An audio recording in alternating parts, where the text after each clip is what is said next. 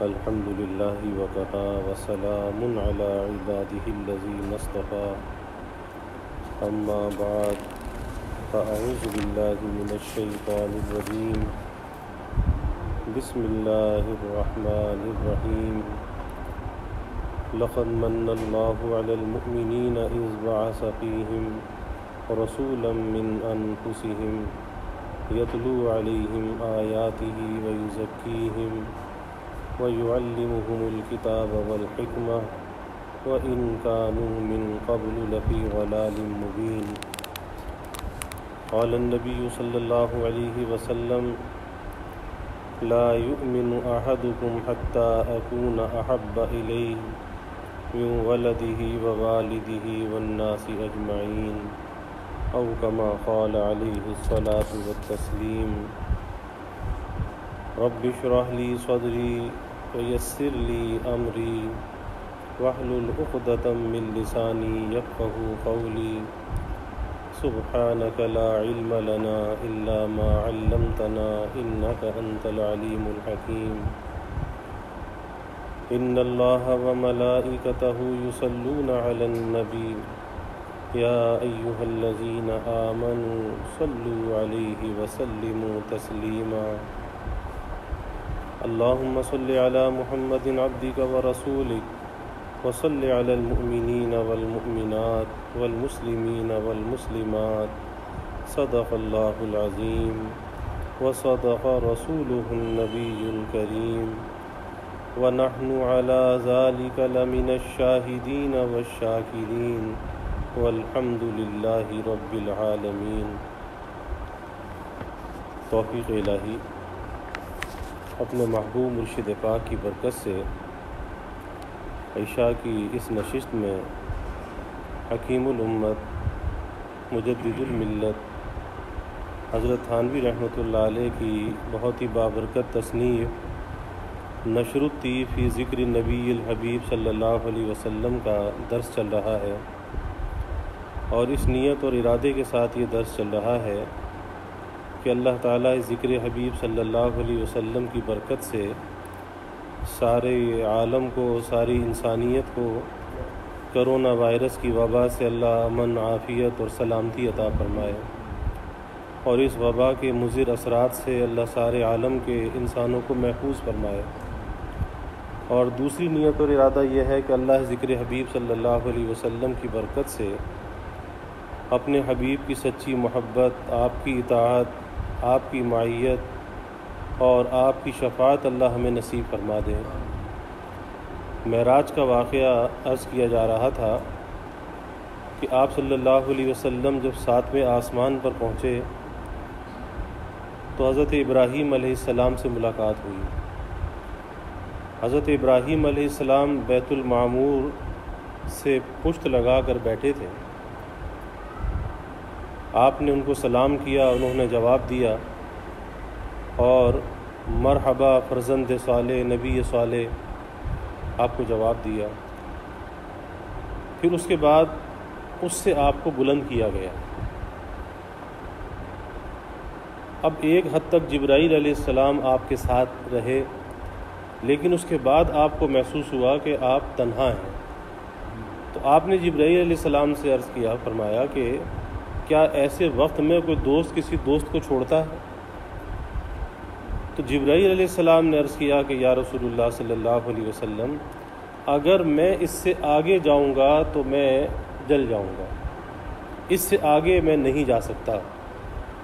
پھر فرماتے ہیں کہ میں نے 70,000 حجابات کو طے کیا، اور ہر حجاب ایسا تھا کہ دوسرے حجاب سے مختلف تھا، اور 70,000 حجابات کو طے کیا، اور پھر ایک میدان میں پہنچا، اور پھر وہاں پر محسوس ہوا کہ جیسے کچھ لکھنے کی قلم سے لکھنے کی آوازیں ہیں، اس قسم کی آوازیں آ رہی ہیں، اور پھر خاموشی تھی۔ اس خاموشی میں فرماتے ہیں کہ مجھے ابو بکر کی آواز میں کسی نے کہا کہ ٹھہر جائیے، آپ کا رب صلاۃ میں مشغول ہے۔ اب یہاں پر یہ بات آئی کہ اللہ تو صلاۃ سے، نماز سے، اللہ کو نماز کی ضرورت نہیں، یہ تو بندے کو ضرورت ہے نماز کی۔ تو یہ جو صلاۃ کا لفظ جو یہاں پر آیا اس سے مراد یہ ہے کہ اللہ آپ کی جانب متوجہ ہے، اس لیے آپ بھی اپنی حرکت کو روک دیجئے تاکہ وہ توجہ تام آپ کو حاصل ہو جائے جو اللہ آپ کو توجہ دینا چاہتا ہے، جو رحمت دینا چاہتا ہے۔ اس لیے کہا کہ تمہارا آپ کا رب صلاۃ میں مشغول ہے۔ اور پھر اس کے آگے کے واقعات ترمذی نے حضرت ابن عباس رضی اللہ تعالیٰ سے روایت کیا کہ محمد صلی اللہ علیہ وسلم نے اپنے رب کو دیکھا، اور عبد الرزاق نے بواسطہ معمر کے حسن سے روایت کیا کہ انہوں نے حلف کیا، اس بات پر قسم کھا کر یہ بات کہی کہ محمد صلی اللہ علیہ وسلم نے اپنے رب کو دیکھا۔ اور ابن خزیمہ نے عروہ بن زبیر سے اس روایت کو ثابت کیا، اور ابن عباس رضی اللہ عنہ کے تمام اصحاب اس کے قائل ہیں، اور کعب احبار اور زہری اور معمر سب اس کا جزم کرتے ہیں، یعنی اس بات کو ثابت کرتے ہیں کہ آپ صلی اللہ علیہ وسلم نے اللہ تعالیٰ کو دیکھا، اللہ کی زیارت کی۔ اور نسائی نے باسناد صحیح بطریق اکرمہ حضرت ابن عباس رضی اللہ عنہ سے روایت کیا، اور حاکم نے بھی اس کی تصحیح کی۔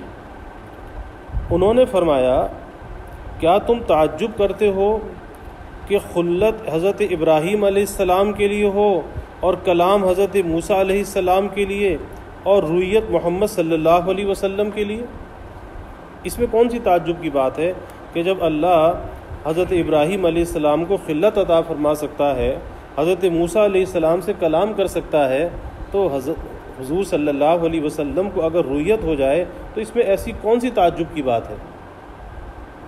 اور طبرانی نے اوسط میں بسنت ثقات یعنی معتبر سند کے ساتھ ابن عباس رضی اللہ تعالیٰ عنہ سے ذکر کیا کہ وہ فرماتے ہیں کہ محمد صلی اللہ علیہ وسلم نے اپنے رب کو 2 مرتبہ دیکھا، ایک مرتبہ بصر سے دیکھا، ان آنکھوں سے دیکھا، اور ایک مرتبہ قلب سے دیکھا، 2 مرتبہ دیکھا۔ اور خلال نے کتاب السنہ میں سے نقل کیا کہ میں نے امام احمد سے کہا کہ لوگ کہتے ہیں کہ حضرت عائشہ صدیقہ رضی اللہ عنہا فرماتی ہیں کہ جو شخص زوم کرے کہ محمد صلی اللہ علیہ وسلم نے اپنے رب کو دیکھا تو اس نے اللہ تعالیٰ پر بڑا افتراء کیا۔ اب یہ ایک دوسری بات آ گئی، کون سی دلیل ہے، کون سی دلیل سے حضرت عائشہ صدیقہ رضی اللہ عنہا کے قول کا جواب دیا جائے؟ تو امام احمد رحمۃ اللہ علیہ نے فرمایا کہ خود نبی کریم صلی اللہ علیہ وسلم کے قول سے آپ نے فرمایا رأیت ربی، میں نے اپنے رب کو دیکھا۔ تو امام احمد کی روایت سے یہ حدیث سے مرفوع بھی ثابت ہو گئی، اور کلام کرنا صحہ میں ان امور کے ساتھ وارد ہے کہ 5 نمازیں آپ پر فرض کی گئیں، یعنی آپ اپنی معراج سے امت کی معراج لے کر آئے کہ 5 نمازیں فرض کی گئیں۔ اور تفصیل اس کی یہ ہے کہ وہ تفصیل ابھی آگے آتی ہے کہ نمازیں تو 50 فرض ہوئی تھی، لیکن موسیٰ علیہ السلام نے کہا کہ آپ کی امت یہ 50 نمازوں کی پابندی نہیں کر سکے گی۔ پھر کئی بار تخفیف کرانے کے وہ نمازیں 5 رہ گئیں، لیکن تعداد کے اعتبار سے 5 ہیں اور ثواب کے اعتبار سے 50 ہیں، ثواب کم نہیں کیا گیا۔ تو یہ 5 نمازیں فرض کی گئیں، اور خواتیم بقرہ سورہ بقرہ کی جو آخری 2 آیتیں ہیں یہ آپ صلی اللہ علیہ وسلم کو عنایت ہوئی۔ اور جو شخص آپ کی امت سے اللہ تعالیٰ کے ساتھ کسی کو شریک نہ ٹھہرائے اس کے گناہ معاف کیے گئے۔ یعنی شرک ایسا گناہ ہے کہ شرک کی معافی نہیں ہے، باقی اس کے علاوہ اگر کوئی بندے سے گناہ ہوا اور وہ شرک کرنے والا نہیں ہے تو اللہ کی جانب سے اس کے اس گناہ کو معاف کیا جائے گا۔ اور یہ بھی وعدہ ہوا کہ جو شخص کسی نیکی کا ارادہ کرے اور اس کو کرنے نہ پائے تو ایک نیکی لکھی جائے گی۔ دل میں ارادہ کیا کہ نیک کام کروں، ابھی کیا نہیں، ایک نیکی لکھ لی گئی، اور اگر اس کو کر لیا تو کم از کم 10 حصے کر کے لکھی جائے گی، 10 گنا اس کا ثواب بڑھا دیا جائے گا۔ اور یہ بھی ہوا کہ جو شخص بدی کا ارادہ کرے پھر اس کو نہ کرے، سوچا کہ یہ گناہ کر لوں، یہ برائی کر لوں اور پھر نہ کرے، تو وہ بالکل نہ لکھی جائے گی۔ اور اگر اس کو کر لے تو ایک ہی بدی لکھی جائے گی، اسے 10 بڑھا کے نہیں لکھی جائے گی۔ کتنا اللہ کا احسان ہے اس امت حبیب صلی اللہ علیہ وسلم پر۔ اور بہقی نے ابو سعید خدری رضی اللہ عنہ سے ایک طویل حدیث روایت کی ہے، اس کا اختصار یہ ہے کہ آپ نے جناب باری تعالی میں ابراہیم علیہ السلام کی خلت اور ملک عظیم، اور موسیٰ علیہ السلام سے ہم کلامی، اور داؤد علیہ السلام کا ملک عظیم اور لوہے کا نرم ہونا اور پہاڑوں کا مسخر ہونا، اور سلیمان علیہ السلام کا ملک عظیم اور انس و جن و شیاطین و ہوا کا مسخر ہونا، اور بے نظیر ملک دینا کہ ایسا ملک کسی کو نہیں ملا جو سلیمان علیہ السلام کو ملا، اور عیسیٰ علیہ السلام کو انجیل و تورات اور ابرائے مکہ و ابرس و احیاء موتی کا عطا ہونا، اور ان کا اور ان کی والدہ کا شیطان سے پناہ دینا عرض کیا کہ ان کو اللہ نے شیطان سے محفوظ کیا۔ آپ نے اللہ تعالیٰ سے ساری باتیں عرض کی تو حق تعالیٰ نے ارشاد فرمایا کہ میں نے تم کو حبیب بنایا، میں نے تم کو اپنا حبیب بنایا۔ اور حبیب کہتے ہیں کہ کسی بہت گہرے دوست کو، میں نے تم کو حبیب بنایا اور سب لوگوں کی طرف مبعوث کیا، رحمت للعالمین آپ کو بنایا کہ پوری دنیا کے تمام انسانوں کی طرف قیامت تک جو بھی آئیں گے سب کی طرف آپ کو مبعوث کیا کہ آپ پر نبوت کے سلسلے کو ختم کر دیا گیا، اب قیامت تک کوئی نبی نہیں آئے گا، تو تمام انسانوں کی طرف آپ کو مبعوث کیا۔ اور شرح صدر و وضع و ذر و رفع ذکر مرحمت فرمایا کہ آپ کے ذکر کو میں نے بلند کیا، ورفعنا لک ذکرک۔ سو جب میرا ذکر ہوتا ہے تو تمہارا بھی ہوتا ہے، جہاں اللہ کا ذکر ہوگا اللہ کے حبیب کا ذکر بھی ہوگا۔ اور تمہاری امت کو خیر امت، بہترین امت، خیر امت اور امت عادلہ بنایا، اور اول بھی اور آخر بھی بنایا، اور ان کا کوئی خطبہ درست نہیں جب تک کہ وہ آپ کے عبد اور رسول ہونے کی شہادت نہ دیں۔ کوئی بھی خطبہ ہے، جمعہ کا خطبہ ہے، نکاح کا خطبہ ہے، بیان کا خطبہ ہے، اس میں آپ صلی اللہ علیہ وسلم کی جہاں اللہ تعالیٰ کی حمد ہوگی تو وہاں آپ صلی اللہ علیہ وسلم کے عبد اور رسول ہونے کی شہادت بھی اس کے اندر ہوگی، ورنہ خطبہ نامکمل ہوگا۔ اور تمہاری امت میں ایسے لوگ پیدا کیے جن کے سینے میں ان کی کتاب رکھی، یعنی قرآن مجید ان کے سینے میں رکھا، اور یہ بھی اللہ کا انتخاب ہے، اللہ جس کے سینے میں یہ دولت عطا فرما دے۔ کہاں پر؟ معراج پر اللہ سے یہ تنہائی میں یہ باتیں ہو رہی ہیں، اللہ آپ صلی اللہ علیہ وسلم سے یہ باتیں فرما رہا ہے کہ جہاں اور باتیں کی یہ بھی بات فرمائی کہ تمہاری امت میں ایسے لوگ پیدا کیے جن کے سینے میں ان کی کتاب رکھی۔ تو کس نے رکھی؟ اللہ نے رکھی، اللہ نے رکھی۔ اس لیے اس نعمت پر جتنا بندہ شکر ادا کرے اتنا کم ہے، اور سب سے بڑا شکر تو یہ ہے کہ اپنی زندگی کو اس کتاب کے تابع کر دے۔ یہ کتاب کیا کہتی ہے، اپنی زندگی کو اس کے تابع کر دے، یہ سب سے بڑا شکر ہے۔ پھر اس کے بعد کثرت سے اس کی تلاوت کا اہتمام ہونا چاہیے، کثرت سے۔ یہ نہیں کہ رمضان آیا اب تو ہر حافظ پڑھتا ہوا نظر آ رہا، اور جہاں رمضان رخصت ہوا تو سب نے قرآن مجید بند کر کے رکھ دیے، تو یہ دوستی نہیں ہے۔ اللہ تو یہ کہہ رہا ہے کہ تمہاری امت میں ایسے لوگ پیدا کیے، اللہ نے ایسے لوگ پیدا کیے، یہ اللہ کا انتخاب ہے کہ جن کے سینے میں ان کی کتاب رکھی۔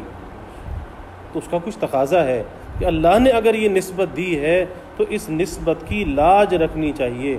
آج بہت سے حفاظ ایسے ہیں کہ رمضان کا مہینہ آتا ہے تو داڑھی رکھ لیتے ہیں، اور ادھر عید آئی اور داڑھی بھی صاف ہو گئی، رمضان گیا اور داڑھی بھی گئی۔ تو یہ کیا قرآن کے ساتھ تعلق ہے؟ تو دھوکہ دینا ہے۔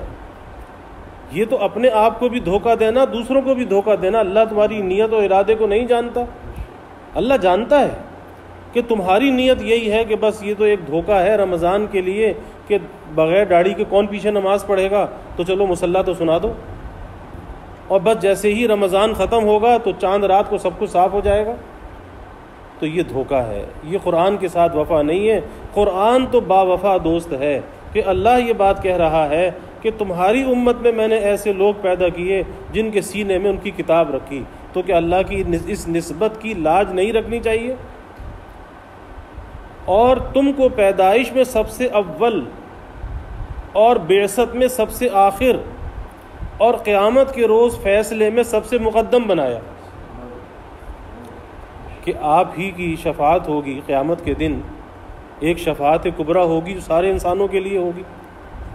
لوگ پریشانی کے اندر مبتلا ہوں گے، پسینے کا عذاب ہوگا، اور اس عذاب سے لوگ اتنے پریشان ہوں گے کہ مختلف انبیاء کے پاس جائیں گے، آدم علیہ السلام سے لے کے حضرت عیسیٰ علیہ السلام تک، اور ہر نبی یہی کہے گا کہ نفسی نفسی، کہ بھائی مجھے تو اپنی فکر ہے، میں کسی اور کی کا سفارش کروں؟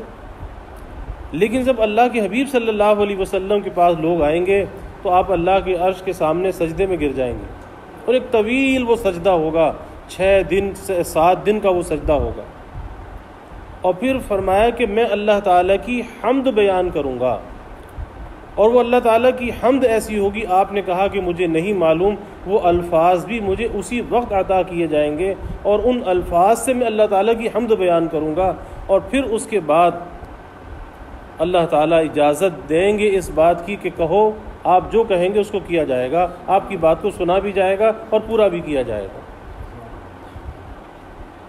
پھر اس کے بعد لوگوں کا حساب کتاب شروع ہوگا، تو یہ آپ کی شفاعت کبریٰ ہوگی جو تمام انسانوں کے لیے ہوگی، تمام امتوں کے لیے ہوگی۔ تو اس لیے کیا فرمایا ہے کہ آپ کو پیدائش میں سب سے اول کہ ساری کائنات کے بننے سے 30 لاکھ برس پہلے اللہ نے اپنے نور خاص سے آپ کے نور خاص کو پیدا کیا، اور فرمایا کہ میرا وہ نور جو ہے وہ مختلف جگہ پہ گھومتا تھا، لیکن ابھی نہ جنت تھی، نہ دوزخ تھی، نہ زمین، نہ آسمان، نہ سورج چاند ستارے، کچھ بھی نہیں تھا۔ اس وقت اللہ نے اپنے نور خاص سے آپ کے نور کو پیدا کیا، تو خلقت میں اول اور بعثت میں آخر، اور قیامت کے روز فیصلے میں سب سے مقدم بنایا۔ کہ اللہ تعالیٰ نے فرمایا کہ موسیٰ علیہ السلام سے فرمایا کہ تمام انسانوں پر جنت حرام ہے اس وقت تک جب تک کہ میرے محبوب صلی اللہ علیہ وسلم کی امت جنت میں داخل نہ ہو جائے۔ تو اس امت کے جب فضائل کو سنا حضرت موسیٰ علیہ السلام نے، تو کہا کہ مجھے اس امت کا نبی بنا دیجیے۔ کہا کہ نہیں، اس امت کا نبی انہی میں سے ہوگا۔ تو کہا کہ اگر اس امت کا نبی میں نہیں بن سکتا جو اتنی فضیلت والی امت ہے، تو پھر اس کا امتی ہی بنا دیجیے۔ کہا کہ نہیں، تم پہلے ہو گئے، وہ بعد میں ہوں گے۔ اور میں نے تم کو 7 مثانی اور خواتیم بقرہ بلا شرکت دوسرے انبیاء کے عطا کی، یعنی سورہ فاتحہ جو ہے یہ بھی 7 مثانی کہلاتی ہے، اور خواتیم بقرہ سورہ بقرہ کی آخری 2 آیات۔ تو بلا شرک، یعنی کسی نبی کو یہ چیزیں عطا نہیں ہوئی، بلا شرکت دوسرے انبیاء کے آپ کو عطا ہوئی۔ اور کوثر، انا اعطیناک الکوثر، کوثر آپ کو عطا کی۔ اور اسلام، ان الدین عند اللہ الاسلام، اور ہجرت اور جہاد اور نماز اور صدقہ اور صوم رمضان اور امر بالمعروف اور نہی عن المنکر عطا فرمائے، اور تم کو فاتح اور خاتم بنایا، ختم کرنے والا، کہ اب آپ کے بعد کوئی نبی نہیں اور اس کے بعد کوئی اور امت آنے والی نہیں، بس قیامت تک یہی دین رہے گا، یہی امت رہے گی۔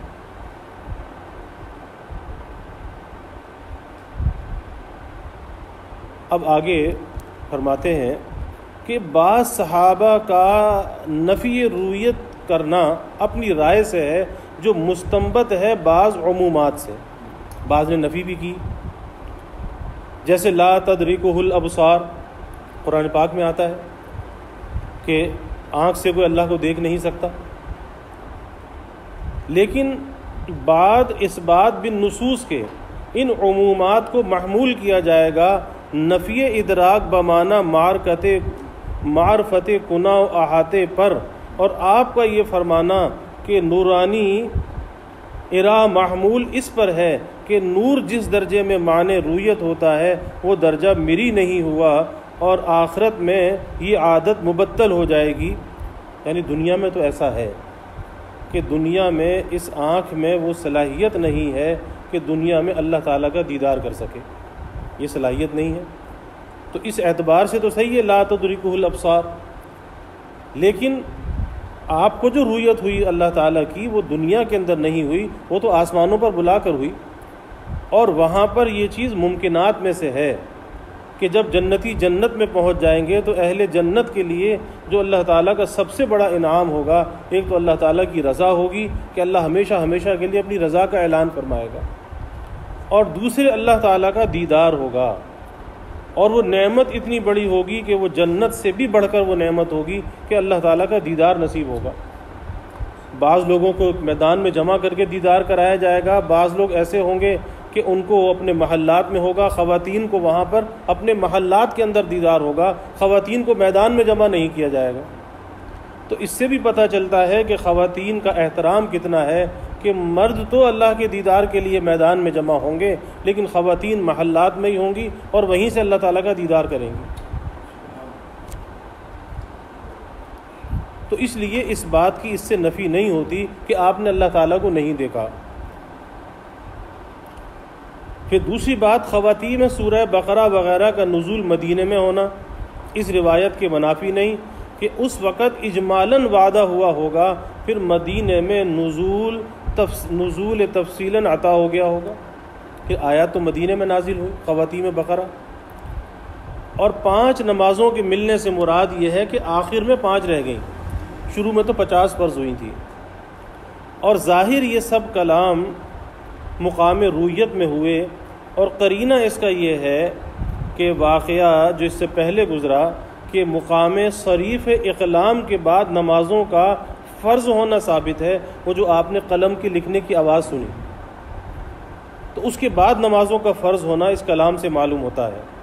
وہ ممکن ہے کہ نماز کی فرضیت قبل از انتقال مقام صریف الاقلام کے ہوئی ہو، یعنی وہ جو قلم کی لکھنے کی آواز آ رہی تھی ہو سکتا ہے کہ اس سے پہلے نمازیں فرض ہو گئی ہوں، اور خود یہ امور جن کے ساتھ کلام واقع ہوا ظاہراً متحد الوقت ہیں۔ جب فرضیت صلاۃ کا یہ وقت ہے تو سب مکالمات کا بھی یہی وقت ہوگا کہ ایک ہی وقت میں یہ سارا مکالمہ ہوا۔ اور یہ جو حدیثوں میں کعب کا قول ہے،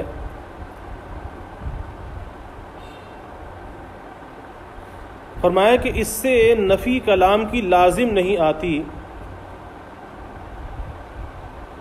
کیونکہ مراد اس سے عادت کلام کی ہے جو مرہ بعد اخرى ہو، اور حضور اقدس صلی اللہ علیہ وسلم سے ایسا کلام خاص ایک ہی بار واقع ہوا۔ چنانچہ اسی حدیث میں کعب رضی اللہ تعالیٰ عنہ کا قول ہے کہ فَكَلَّمَ مُوسَى مَرَّتَيْن وَرَآهُ مُحَمَّد مَرَّتَيْن، اور یہ رویت مرتین جو فرمایا تو ظاہر یہی ہے کہ جو ابن عباس نے فرمایا کہ ایک بار دل سے دیکھا، ایک بار بصر سے دیکھا، کہ موسیٰ علیہ السلام سے بھی 2 بار کلام ہوا اور آپ صلی اللہ علیہ وسلم کو 2 بار زیارت ہوئی، تو ایک بار آنکھ سے دیکھا اور ایک بار دل سے دیکھا۔ اور یہ جو حدیث میں حضرت جابر رضی اللہ تعالیٰ عنہ کی نسبت آیا ہے کہ ان کے قبل کسی سے مشافہتاً کلام نہیں ہوا، تو مراد اس سے یہ ہے کہ ایسے درجے کے آدمیوں میں پس اس مکالمت نبویہ کی نفی نہیں ہوئی۔ اور یہ جو ابن عباس رضی اللہ عنہ نے فرمایا کہ خلت ابراہیم علیہ السلام کے لیے اور رویت حضرت محمد صلی اللہ علیہ وسلم کے لیے، تو مراد اس سے بعض آثار خاصہ خلت کے ہیں، تو ان کے اختصاص ابراہیم علیہ السلام سے انتفاع نفس خلت کا حضور صلی اللہ علیہ وسلم سے لازم نہیں آتا۔ اور یہ جو ارشاد ہوا کہ نیکی کا ارادہ لکھا جاتا ہے اور بدی کا ارادہ نہیں لکھا جاتا، تو مراد اس سے مرتبہ عزم کا نہیں ہے، وہ تو خود ایک عمل ہے کہ ایک آدمی نے ایک عزم کر لیا، پکا ارادہ کر لیا کہ میں نے یہ گناہ کرنا ہے. تو جب اتنے پختہ عزم کے ساتھ وہ کوئی برائی کرنے کے لیے جاتا ہے تو اس کے اس عزم پر پھر وہ گناہ لکھ لیا جاتا ہے.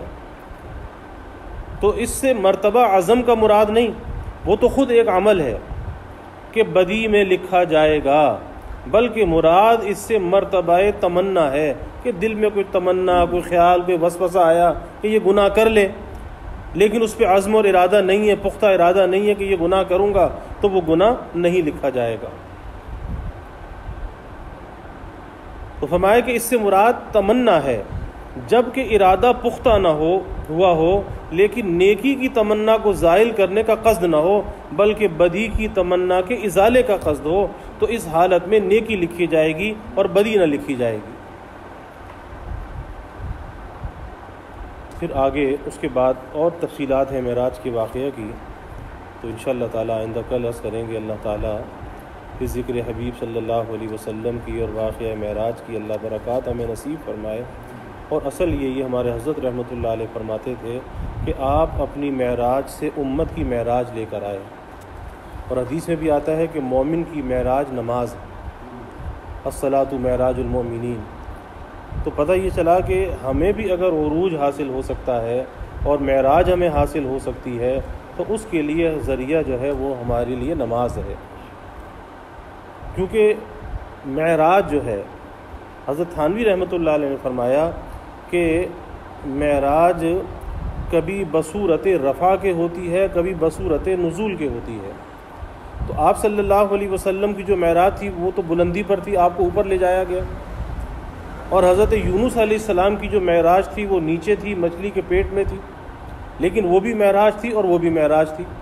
تو اسی طریقے سے ہماری معراج جو ہے وہ نماز میں ہے کہ بصورت نزول کے ہے کہ جب آدمی سجدے میں سر رکھتا ہے تو اللہ کے سب سے قریب ہو جاتا ہے.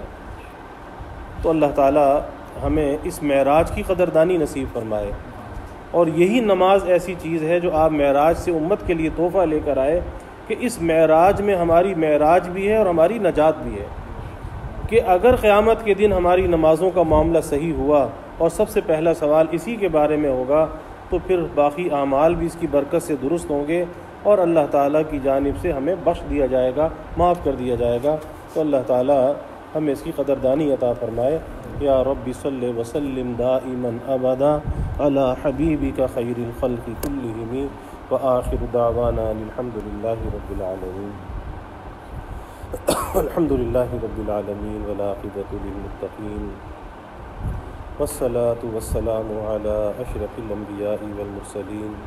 اللہم صلی علی سیدنا و مولانا محمد وعلی آل سیدنا و مولانا محمد صلاة تنجینا بها من جمیع الاحوال والآفات وتقضی لنا بها جمیع الحاجات وتطہرنا بها من جمیع السیئات وترفعنا بها عندك اعلی الدرجات وتبلغنا بها اقصى الغایات من جمیع الخیرات فی الحیاة وبعد الممات انك على كل شیء قدیر. اللهم رب الحل والحرم ورب المشعر الحرام ورب البيت الحرام ورب الركن والمقام ابلغ لروح سيدنا ومولانا محمد منا السلام. ربنا آتنا في الدنيا حسنة وفي الآخرة حسنة وقنا عذاب النار. ربنا أتمم لنا نورنا واغفر لنا إنك على كل شيء قدير. ربنا ظلمنا أنفسنا وإن لم تغفر لنا وترحمنا لنكونن من الخاسرين. اللهم أعنا على ذكرك وشكرك وحسن عبادتك. اللهم ارزقنا حبك وحب حبيبك صلى الله عليه وسلم. اللهم ارزقنا شهادة في سبيلك واجعل موتنا ببلد رسولك. یا اللہ یا رحمان یا رحیم یا کریم یا ارحم الراحمین یا اکرم الاکرمین. یا اللہ ہمارے گناہوں کو معاف فرما، یا اللہ ہماری خطایا سے درگزر فرما. یا اللہ اپنی محبت معرفت عطا فرما، اپنی رضا والی زندگی یا اللہ نصیب فرما، اپنے رضا والے کاموں کی یا اللہ توفیق عطا فرما. یا اللہ ہمیں نماز کا پختہ عادی اور پابند بنا۔ یا اللہ نماز کے ذریعے ہمیں اپنی محبت اور معرفت عطا فرما۔ یا اللہ نمازوں پر محنت کرنے والا بنا، آداب کی رعایت کے ساتھ یا اللہ اس معراجی تحفے کی قدردانی ہمیں نصیب فرما۔ یا اللہ ظاہری باطنی ہر قسمی ترقیات عطا فرما، اس ذکر حبیب صلی اللہ علیہ وسلم کی کامل برکات نصیب فرما۔ اپنے حبیب صلی اللہ علیہ وسلم کی سچی محبت عظمت یا اللہ ہمارے دلوں میں پیدا فرما۔ یا اللہ ہمیں زندگی کے تمام حصوں میں کامل اتباع کی توفیق عطا فرما۔ یا اللہ اپنے حبیب کی غلامی میں جینے اور مرنے کی ہمیں توفیق عطا فرما۔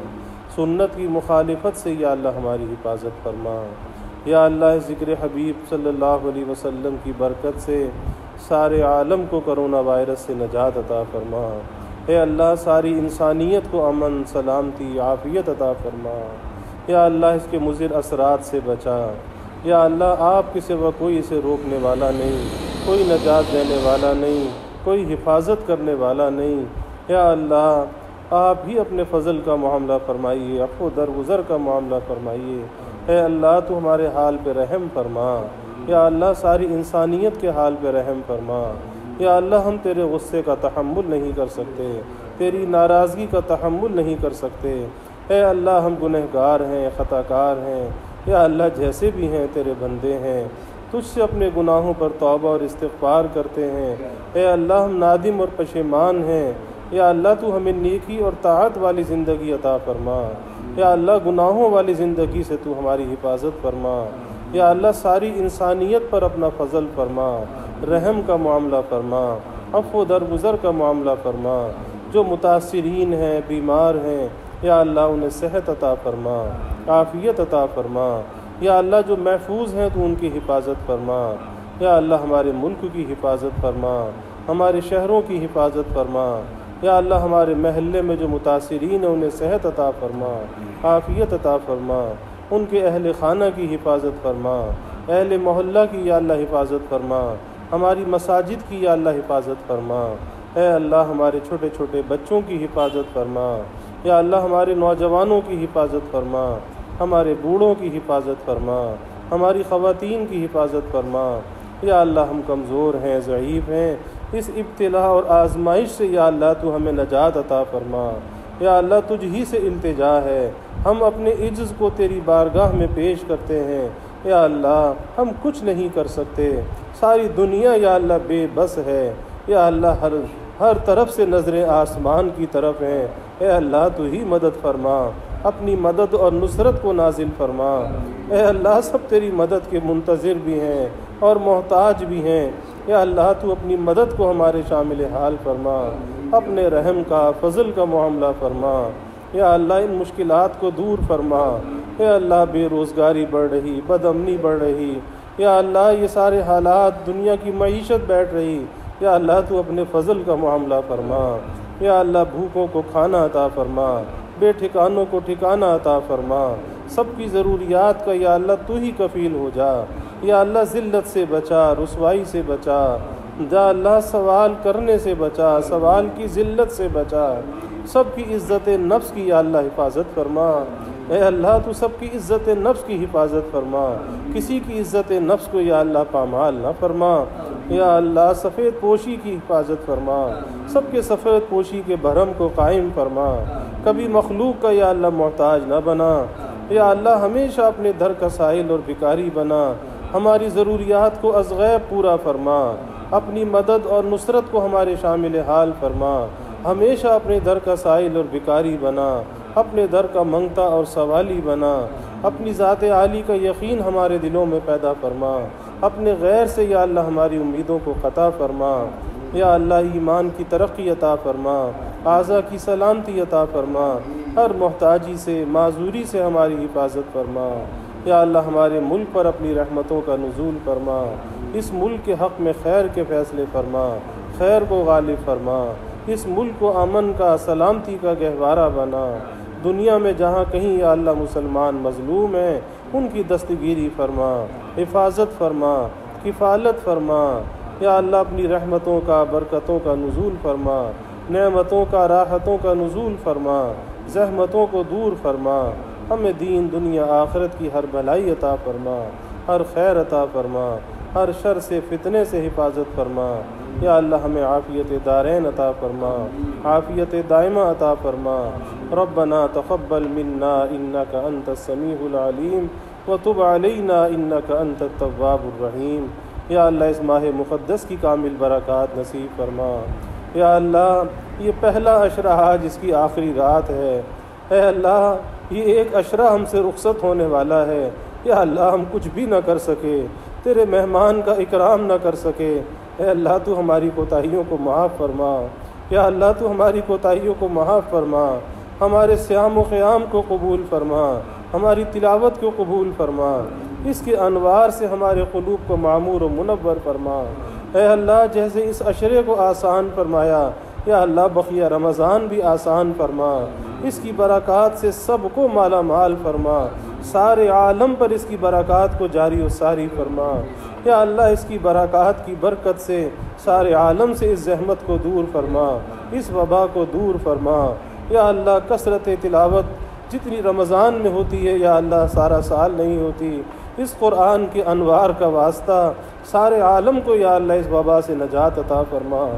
تو سب کے حال پہ رحم فرما، یا اللہ سب کے حال پہ اپنا فضل فرما۔ یا اللہ ہمیں عافیت دارین عطا فرما۔ ربنا تقبل منا انک انت السمیع العلیم وتب علینا انک انت التواب الرحیم وجزا اللہ عنا محمدا صلی اللہ علیہ وسلم ما هو اہلہ وصلی اللہ تعالی وسلم علی النبی الکریم آمین برحمتک یا ارحم۔